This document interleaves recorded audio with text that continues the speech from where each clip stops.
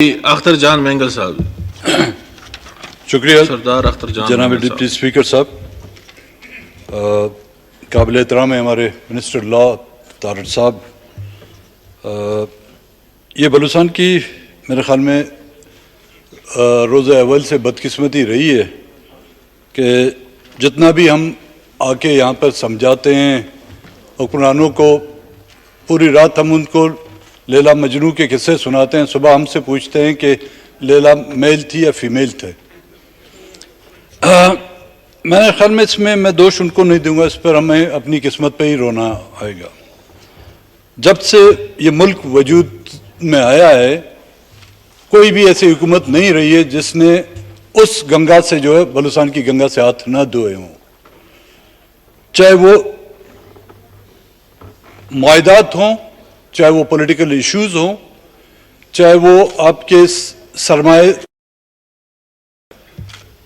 کوئی بھی ایسی حکومت کو مجھے خیال میں نام نہیں دیا جا سکتا جس نے بلوچستان کو اس ملک کا حصہ سمجھا ہو. ہاں، بلوچستان کے وسائل کو مال غنیمت سمجھا گیا ہے، بلوچستان کے ساحل کو جو ہے مال غنیمت سمجھا گیا ہے، لیکن بلوچستان کے لوگوں کو یتیم اور اناتھ سمجھ کر ان کے ساتھ وہ رویہ رکھا گیا ہے.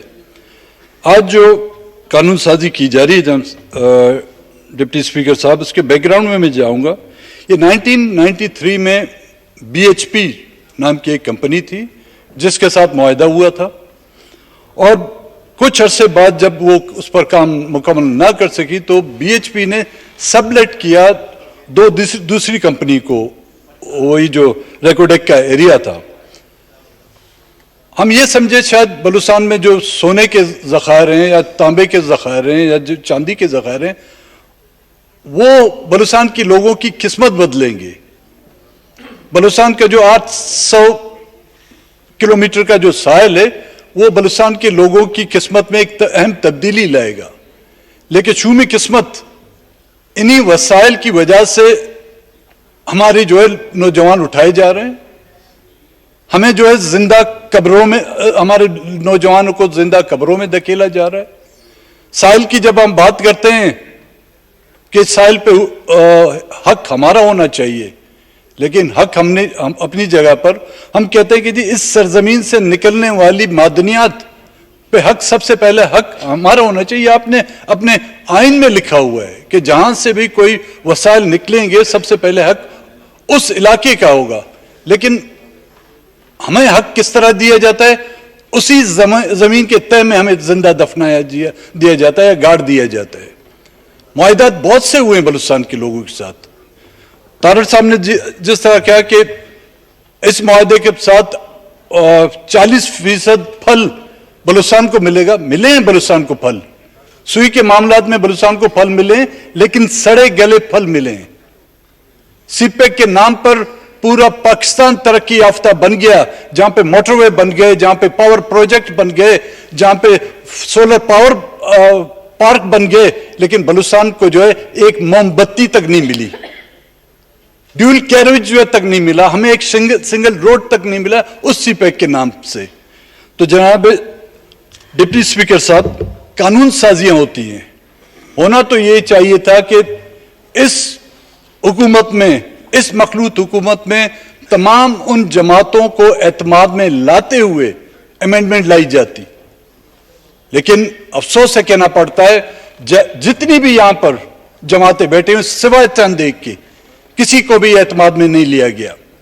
راتوں رات ایک بل صوبائی اسمبلی میں پیش کیا جاتا ہے جہاں پر اس حکومت میں بیٹھے ہوئے اراکین کو پتہ نہیں، اسمبلی ممبران کو تب پتہ چلتا ہے جب وہ اتنا اہم بل جس میں بلوچستان کی نہیں پورے پاکستان کی قسمت جس میں لکھی ہوئی ہے ان کو پتہ نہیں.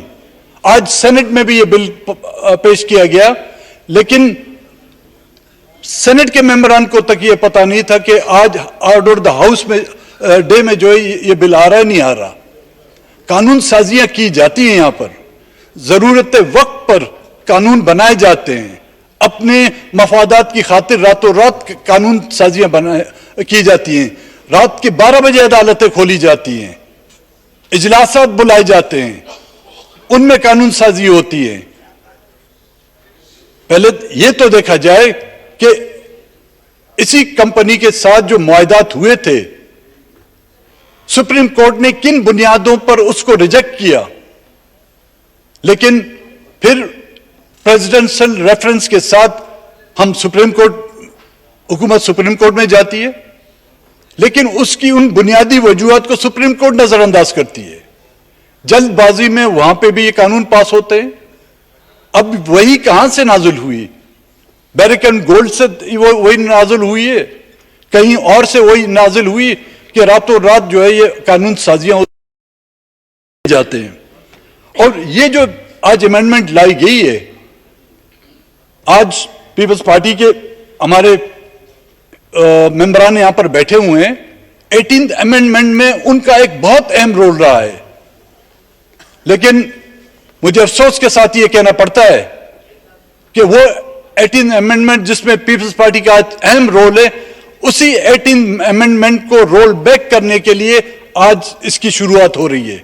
ये आज वाज़ेह करना चाहता हूं, ये तारीख में लिखे जाएंगे और मेरे वो काबिल एहतराम दोस्त जिनका ताल्लुक पीपल्स पार्टी से है, जिन्होंने 18th अमेंडमेंट लाई, ये इख्तियारात आज मरकज को देकर तो डिक्लेयर कर दें, इन सूबों के नाम खत्म कर दें, फिर 1970 से पहले वाली पोजीशन ले आए, 1 यूनिट बना दें, तमाम सूबों को बलूचिस्तान का नाम खत्म कर दें, सिंध का नाम खत्म कर दें, कि खैबर पख्तूनख्वा का नाम खत्म कर दें, पंजाब का नाम खत्म कर दें, 1 यूनिट बना लें। तमाम इख्तियारात का जो मुंबा जो है वो मरकज होगा, जो मरकज फैसले करेंगे हम सर चश्म उसको तस्लीम करेंगे।